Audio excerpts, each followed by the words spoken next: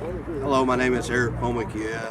I'm public relations for AIM Oklahoma Support Group. I'm out here today with the Kiowa Elders Petition Drive against BIA not recognizing votes of Kiowa Indian Council. And I have here with me Mr. Bill Tsoodle with the Kiowa Tribe, and I'm going to ask him a few questions about what's going on. What do you hope to accomplish out of today's protest? Well, today's protest is a demonstration and more or less trying to get another voice to the BIA. They call them the BIA, well, the Bureau of Indian Affairs. You can almost say, you know, once again, the BIA has done another job and continually doing inadequate work for our Native American people in the Western District of Oklahoma, maybe even on the east side, but I know that the leadership on the west side here in Anadarko has perpetuated discontent. They've brought strife to each and every tribe that they represent and are going to be represented, and it's now come to a point that it's got to come to a head where somebody's got to answer from here in Anadarko to Washington, D.C. Because apparently we can demonstrate here in Anadarko, but this will not get as far as somebody in Washington, D.C. where Obama or the president or the vice president or the interior director can hear that these Indians are crying. We are crying for help. We have been crying for justice, help, and more importantly, support. Because you, the government of the United States, in 1600, y'all brought all these Indians down here to these areas of all the United States, put them in reservations, put them here, and you gave Indian agents, white men, to come here and rule over us Indians. One man would tell what can go on, when you can have rations, when you can have food, when you can get off the reservation.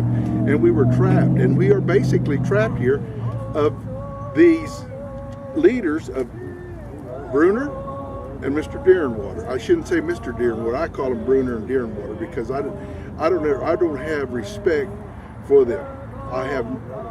I'm a retired government employee myself. I'm a United States Marshal, retired, here in Oklahoma, in the Western District, and I have seen the injustice that they have done to the Kiowas, the Apaches, the Comanches, the Cheyenne Arapahoes, the Caddos. Everybody that lives in and around the Anadarko area has been affected by these two men. And this is what this whole protest is, to bring awareness that these two men have got to go. They have got to be removed, or they're going to have to retire. Now, normally, when this situation happens and somebody from Washington, D.C. puts pressure on Bruner and Deeringwater, I bet you they'll retire.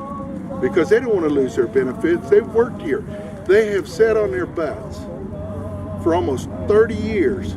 And I'm saying 30 years. They're probably young men when they started working for the BIA and the government and all that, and they started working here.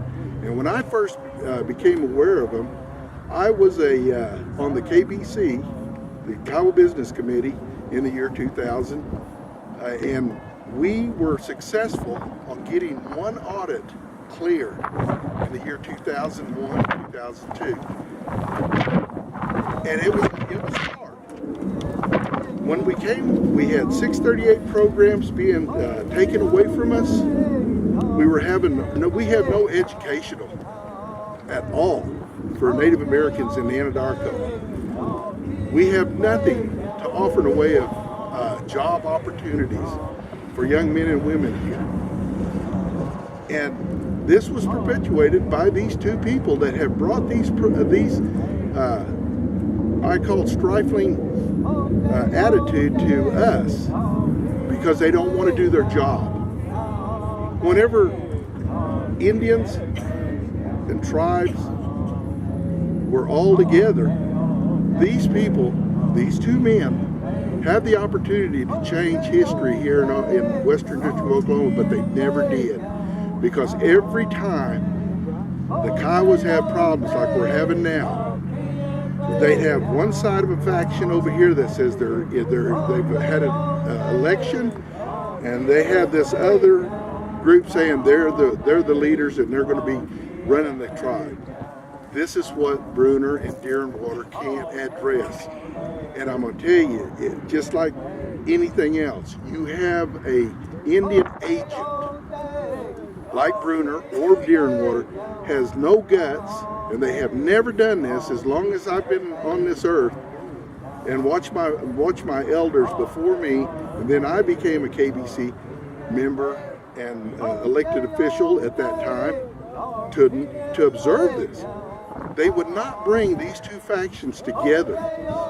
You solve a problem by bringing both problems to the table, and then you sit down and you try to work it out. Not one movement by Terry Bruner or Deeringwater. And that shows that they want to keep us Indians in turmoil on both sides, because they can sit back, fold their arms, go home at 5 o'clock like government employees and say, this problem doesn't even exist. I should go home and forget about it. Well, I'm telling you, it's here. And we, the Kiowa people, are going to continually be on them as elders, as young people, because they're not doing their job.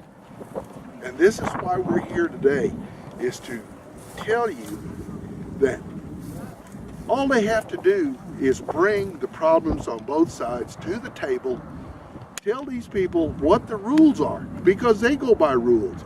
They always say, we have rules, we have regulations. The regulation is that we have a constitution. The Kiowa people have a constitution. The Comanches have a constitution. The Apaches. Each one of us tribal members are under some kind of constitution with our own people, and that's our own governing body. And we're trying to do that because we knew one day that the government is going to want to release us Indians. And by God, we better be ready. And that's why the elders before us made a constitution. And all you have to do is follow our constitution or their constitution, any tribe's constitution, and it will. There can be a common ground, but Bruner and Deeringwater fail to see that. They say it's an Indian problem. So what they do is they call the BIA police, and they use that as a kind of like a deterrent or either a threat to any American Indian or any Indian living in the area. I'm going to call the BIA cops. Well, I've been a cop, and I'm going to tell you, when I see the injustice that the Kiowa people, the Comanche people endure with these threats by the departments of Deeringwater and Bruner, it makes me sick in my stomach. Because these law enforcement officers are not trained. They may say they've been trained, but whenever you see them perform, all they do is they feel like they're the henchmen for whoever gives them the orders to go out and disrupt a meeting, a family doing, or at somebody's home. Now, if there's a crime, yes, use them. If there's a real legitimate crime, do it. But whenever the government finally uses law enforcement to intimidate, that's wrong. And that's what they've been doing, Bruner and Deeringwater. And that's what I used to get upset about. Going back to what we were talking about the elections, there are elections, and that's part of your Constitution. We had legal elections back in 2000. It's now 2015. The whole year, 15 years, we have been fighting back and forth. You just had an interview with Matt Camaldi. He ran just like anybody else, a legitimate election. And then we have a faction that says, no, we don't want any. This is where Deeringwater and Bruner need to bring the table together, set the rules, and we can live with either wrong or right. But let's make a rule. And whenever they make a rule, they figure that, hey, this is all right. This is my rule, Bruner's and Deeringwater's, but it's not the Constitution. The Constitution says elected officials, you're elected. The other factions, you're over with, your term, you've done a great job, move on. And that's what's wrong with our government, is the fact that once somebody gets in, it's all about payroll, money, and I'm really surprised that people are making the payrolls at different tribes, because there's a lot of embezzlement. There's a lot of misspending. And this is why a lot of the elders are here today to ask these questions. Where is our money? Where is our programs? All of a sudden we have everything. You got cars, you got buses, but if you don't have money, you don't have nothing. And eventually it's going to dwindle away. So that's why these elders they're screaming for help, because they have been on this earth a little bit longer than everybody else, and they see the injustice and the wrongdoings of our young people that are thinking that they have the answers to run a tribe. Running a tribe is like running a country, like a president of the United States. You have a budget, and if your budget is not there, you have a constitution, and you have rules. And if you don't have those three working all together, you have chaos. And that's basically what we're having here with the elders, trying to understand that. I know that relations get involved, and I hope, that's one thing that Indians, we as Indians, in our relations, whenever we have relations working in a job, like with the Kiowa tribe and all that, it's hard to differentiate between business and actually being related. And I think that a lot of the elders also understand that. They're saying, hey, you got a job, you do your job, and then we can always be relation outside after 5 o'clock. But a lot of people, they get tied up with that, and they start getting mad, tempers start flaring, and then all of a sudden you got a lot of problems. But if people would just start doing their job, and if you're elected, you're elected. If you're not elected, move on. Accept defeat and move on and go from there. But like I said, Terry Bruner and Deeringwater, they hold both factions on both sides, and they have played us like puppets, and we are tired of it. Sounds good. All right, Mr. Tsoodle, or Kamalti. I'm sorry. Mr. Tsoodle. Okay, Mr. Tsoodle. Thank you for your time and answering these questions in regards to what's going on with your tribe. And we really appreciate the honor to be able to do this with you today. Well, thank you for coming out, because it's young people like you that can tell the story, and whenever all of us are gone and everything, you can always say it as an older man. I saw this happen at Kiowa tribe, or the Comanches, or the Apaches.